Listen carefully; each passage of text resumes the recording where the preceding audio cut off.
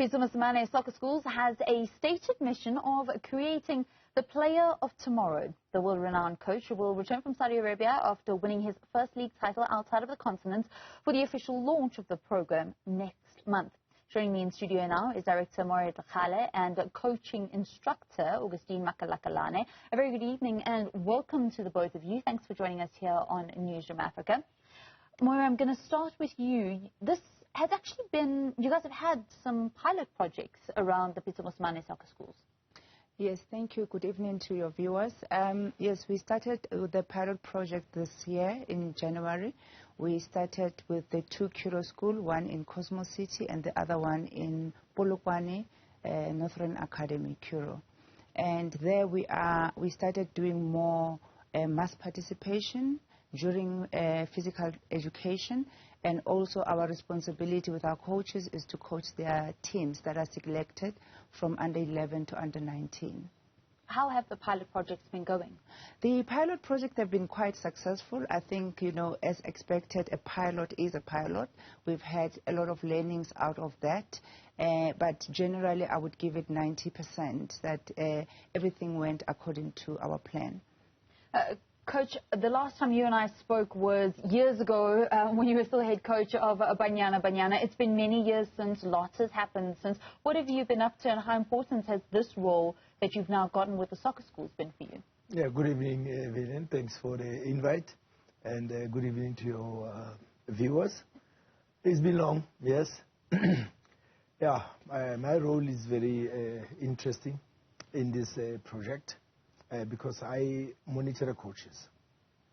I design programs, training programs for them, so that they can follow up on the creating player of tomorrow from Coach Pitso Mosimane's vision and mission.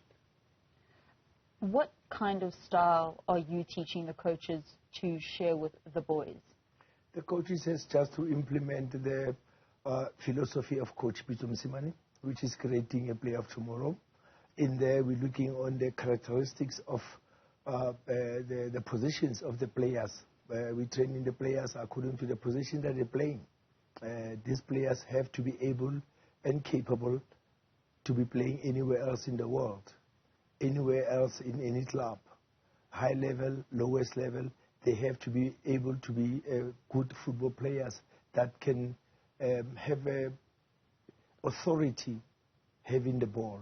They have to master the ball. So it's not going to be a one style fits all. It's going to be everywhere else that they're going to play. If they play for Bafana, they have to be able to be playing with amongst the other quality players of the same level. Just how difficult is that? Interesting. For the coaches, it's not difficult. It is how they put it across to the players. How do they train the players? We give them life skills. We give them mental toughness exercises. We give them, they have to have a good nutrition.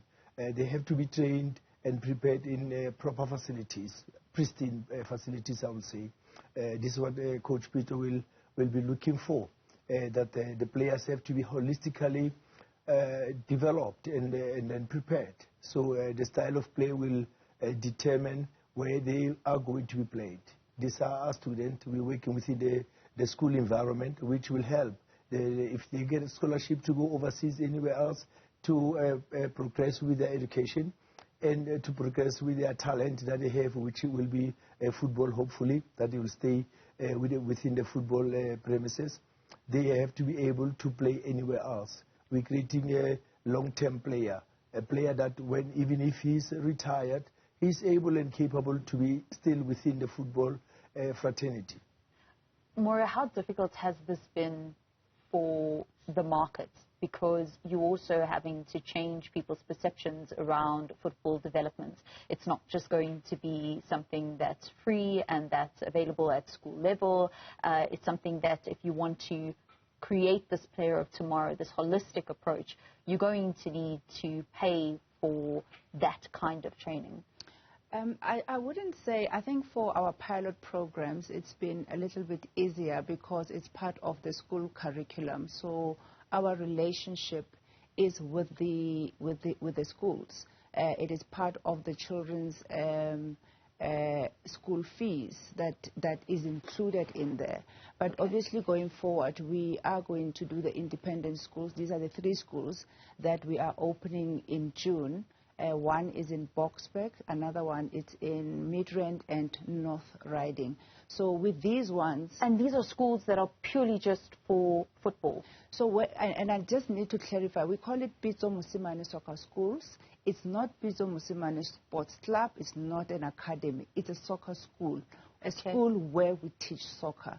So most of our players obviously would be children that go to a normal academic school.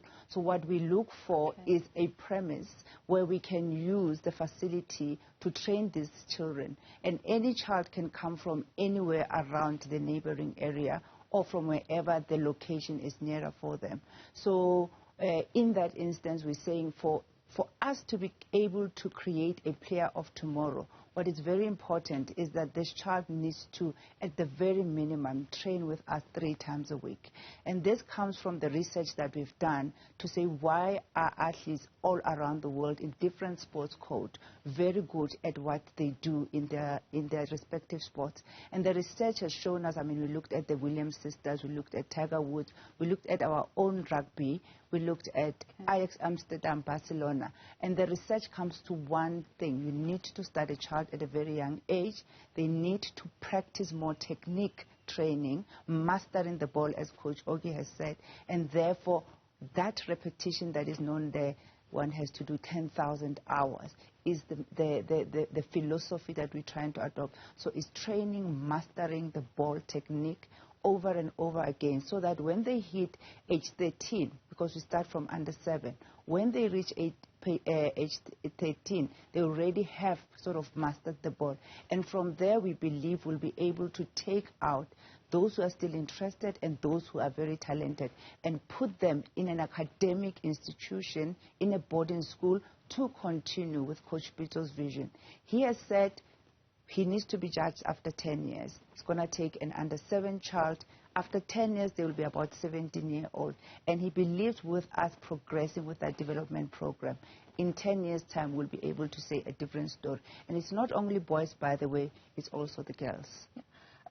You've been involved in football for most of your life. How important is something like this, or has something like this ever been done on this scale? We often hear about clinics, we often hear about, partnerships with La Liga clubs or with German clubs that come into the country, and they do share their skills, and some of them have been incredibly successful, even taking South African children to go to their academies.